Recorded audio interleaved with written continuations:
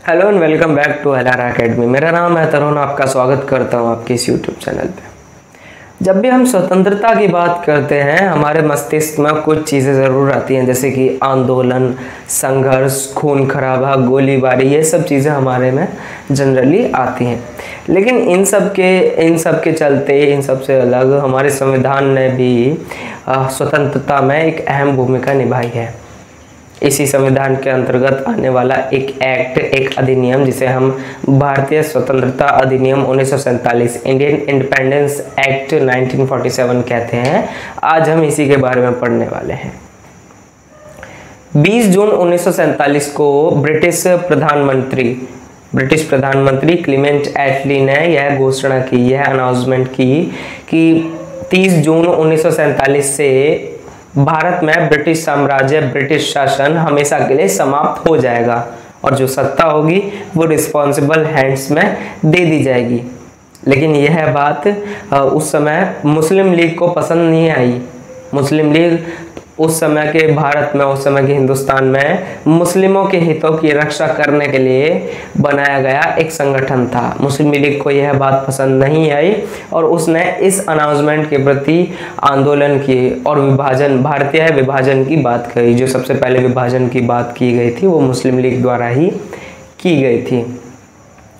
3 जून 1947 को British government ने एक और अनाउंसमेंट की, जिसमें उन्होंने यह कहा कि भारतीय संविधान सभा, जो संविधान सभा थी, संविधान सभा द्वारा बनाया गया संविधान उन क्षेत्रों में लागू नहीं होगा जो क्षेत्र इसे मानने से इनकार कर देंगे।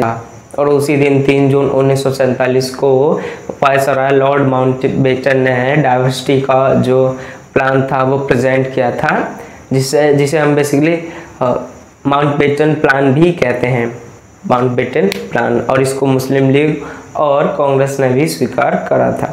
इस प्रकार हमारा इंडियन इंडिपेंडेंस एक्ट 1947 बनाकर लागू किया गया। इस एक्ट की कुछ विशेषताएं भी थी, एक बार उनके ऊपर नज़र डालते हैं। जो हमारी सबसे पहली विशेषता थी वह थी, इसने भारत में ब्रिटिश राज्य समाप्त कर 15 अगस्त 1947 को इसे संप्रभु और स्वतंत्र राष्ट्र घोषित किया। 15 अगस्त 1947 को ब्रिटिश साम्राज्य समाप्त कर संप्रभु और स्वतंत्र राष्ट्र घोषित किया। स्वतंत्र तो आपको पता ही है, संप्रभु का मतलब होता है संप्रभु राष्ट्र, जिसके ऊपर कोई सत्ताधारी नहीं होता, यानी कि जिसके ऊपर कोई राज करने वाला नहीं होता, वह संप्रभु राष्ट्र होता है। दूसरी विशेषता है कि इसने भारत का विभाजन कर 2 स्वतंत्र डोमिनियनों, संप्रभु राष्ट्र भारत और पाकिस्तान का निर्माण किया। यानी कि आज़ादी तो मिली भारत को, लेकिन विभाजन के रूप में इसने 2 स्वतंत्र डोमिनियन, संप्रभु राष्ट्र भारत और पाकिस्तान का निर्माण किया विभाजन के साथ। इसने वायसराय का पद खत्म कर गवर्नर जनरल के पद का सृजन किया। गवर्नर जनरल यानी कि उस समय जो थे वायसराय हुआ करते थे, इस समय की तरह गवर्नर जनरल नहीं हुआ करते थे।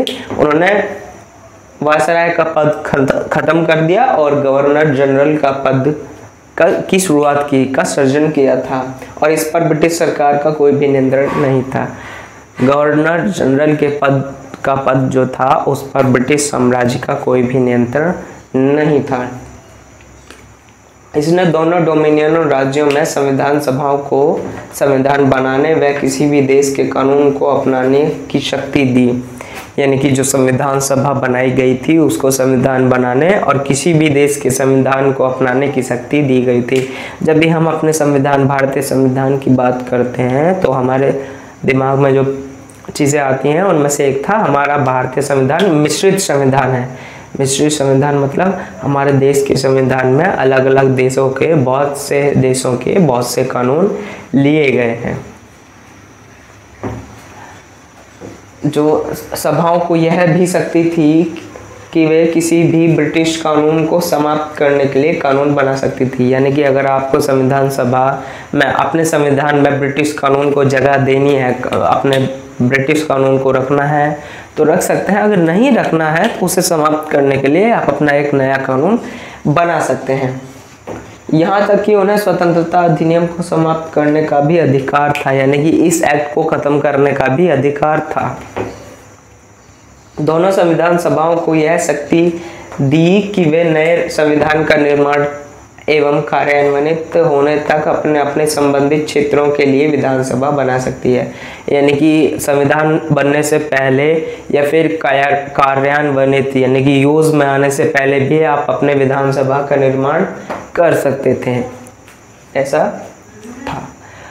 15 अगस्त 1947 के बाद ब्रिटिश संसद में पारित हुआ कोई भी अधिनियम, यानी कि ब्रिटिश संसद में पारित होने वाला कोई भी अधिनियम 15 अगस्त 1947 के बाद दोनों डोमिनियन में तब तक लागू नहीं होगा, इन दोनों राष्ट्रों में तब तक लागू नहीं होगा जब तक कि दोनों राष्ट्र इस कानून को मानने के लिए कानून ना बना ले, एक अपना कानून ना बना ले, तब तक इसमें लागू नहीं होगा। विशेषताओं में जो हमारा 7वां पॉइंट था वो था हमारा कि इसने 15 अगस्त 1947 से भारतीय रियासतों पर ब्रिटिश संप्रभुता की समाप्ति की भी घोषणा कर दी। ब्रिटिश संप्रभुता यानी कि जो रियासतों पर इसकी संप्रभुता का मतलब बताया था, जिसके ऊपर कोई सत्ता नहीं होती, तो ब्रिटिश संप्रभुता की समाप्ति की भी घोषणा कर दी। यानी कि रियासतों पर, जो भारतीय रियासत थी उन पर भी किसी भी प्रकार का ब्रिटिश शासन नहीं रहेगा। इसने भारतीय रियासतों को यह स्वतंत्रता दी कि चाहे वे भारतीय डोमिनियन या पाकिस्तान डोमिनियन या स्वतंत्र रह सकते हैं। सबसे बड़ा पॉइंट था ये रियासतों के लिए, या तो वह भारतीय डोमिनियन, पाकिस्तान डोमिनियन या फिर स्वतंत्र रह सकते थे, अपनी मर्जी से वह रह सकते थे। इस अधिनियम के नया संविधान बनने तक प्रत्येक डोमिनियन में शासन चलाने एवं भारत शासन अधिनियम 1935 के तहत अपनी प्रांतीय सभाओं में सरकार चलाने की अनुमति दी। यानी कि इन दोनों इस अधिनियम ने संविधान बनने तक, यानी कि अगर संविधान नहीं बना है तो संविधान बनने तक प्रत्येक डोमिनियन में शासन चलाने के लिए भारतीय शासन अधिनियम 1935 के तहत और उनकी प्रांतीय सभाओं में सरकार चलाने की भी अनुमति दी। इसने ब्रिटिश शासकों को विधेयकों पर मताधिकार और उन्हें स्वीकृत करने के अधिकार से वंचित कर दिया। यानी कि जो ब्रिटिश शासक थे उनको विधेयक, जो बिल होते हैं, उन पर मताधिकार और स्वीकृत करने से वंचित कर दिया। इसके अंतर्गत भारत के गवर्नर जनरल एवं प्रांतीय गवर्नरों को राज्य का संवैधानिक प्रमुख नियुक्त किया गया। यानी कि जो पूरे राष्ट्र का होता है वो गवर्नर जनरल, और प्रांत के भी, राज्यों के भी गवर्नर होते हैं। तो इसके अंतर्गत भारत के गवर्नर जनरल एवं प्रांतीय गवर्नरों को राज्य का संवैधानिक प्रमुख नियुक्त कर दिया गया। संवैधानिक तरीके से उन्हें प्रमुख नियुक्त कर दिया गया। इसने शाही उपाधि से भारत का सम्राट शब्द की भी समाप्ति कर दी। इसने भारत के राज्य सचिव द्वारा सिविल सेवा में नियुक्तियां करने और पदों में आरक्षण करने की प्रणाली समाप्त कर दी। यानी कि जो राज्य सचिव जो ब्रिटिश सरकार के होते थे, राज्य सचिव द्वारा सिविल सेवा में नियुक्तियां करने और पदों में आरक्षण करने की प्रणाली को भी समाप्त कर दी। यह कुछ विशेषताएं थी भारतीय स्वतंत्रता अधिनियम 1947 की। और इस प्रकार 14 से 15 अगस्त 1947 की मध्य रात्रि को भारत में से ब्रिटिश साम्राज्य का अंत हो गया और जो शक्तियां थी वह दो नए स्वतंत्र डोमिनियन राष्ट्र भारत व पाकिस्तान में स्थानांतरित कर दी गई। और नए स्वतंत्र डोमिनियन भारत में प्रथम गवर्नर जनरल के रूप में वायसराय माउंटबेटन को नियुक्त किया गया और उन्होंने ही जवाहरलाल नेहरू को स्वतंत्र भारत के प्रथम प्रधानमंत्री के रूप में नियुक्त किया गया, उन्हें शपथ दिलाई। इसी प्रकार 1946 में गठित संविधान सभा को स्वतंत्र डोमिनियन भारत की संसद के रूप में स्वीकार कर लिया गया। आई होप आपको ये लेक्चर पसंद आया होगा, और आपको अगर पसंद आया तो प्लीज़ चैनल को सब्सक्राइब कर दे, वीडियो लाइक कर दे, कमेंट कर दे और शेयर करना ना भूलें।